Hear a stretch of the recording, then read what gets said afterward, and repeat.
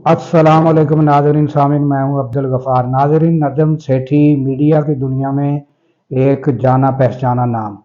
नाज़रीन, उनके आप टीवी पर तजज़िये जो हैं वो भी आप देखते हैं, और अब भी वो एक निजी चैनल पर जो है उनके प्रोग्राम जो है वो आए रोज़ चलते रहते हैं। उसी निजी चैनल पर उनसे एक सवाल जो है वो पूछा गया, और उन्होंने उसके बारे में जो जवाबात दिए और उन्होंने इमरान खान के बारे में जो कुछ बताया वो बड़ा हैरान कुन था। वो आप भी सुनिए। अच्छा, अब ये जिस साहब ने ये ट्वीट की है कि ये शराइत हैं, जी, मतलब ये रिडिकुलस किस्म के शराइत हैं। ये किसी सूरत में एक भी शराइत इमरान खान को कबूल नहीं होगी। आप छोड़ें 3-4 जो भी है, एक भी ऐसी शराइत नहीं है जिसके ऊपर वो सोच भी सकता है। तो ये तो शुरू से ही पैदल है ये सारी बात।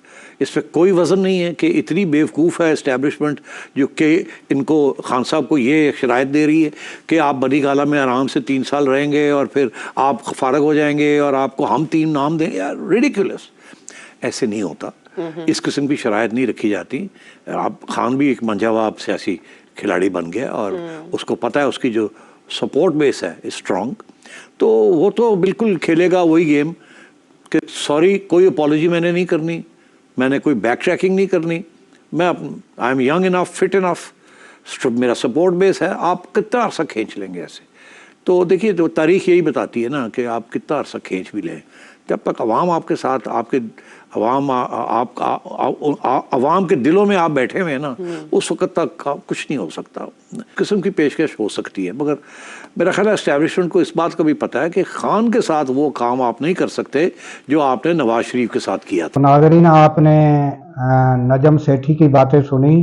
नजम सेठी जैसी शख्सियत वो भी अब ये मानने पर मजबूर है कि इमरान खान जो हैं बड़े मंजे हुए खिलाड़ी हैं, और उन्होंने ये भी तस्लीम किया कि जब तक यानी कि अवाम के दिलों में जो लीडर रहता है वो जो है उसको उसका कोई भी कुछ नहीं कर सकता। और ये चीज़ें जो हैं ये उस नजम सेठी जैसी शख्सियत जो है अब वो भी तस्लीम कर रही है। अल्लाह हाफिज़। अल्लाह ताला पाकिस्तान की सरहदों की हिफाजत करे, और सरहदों पर मामूर जो हमारी अफवाज हैं अल्लाह ताला उनकी हिफाजत करे, क्योंकि जो हम जिस वक़्त सोते हैं और वो जाग रहे होते हैं।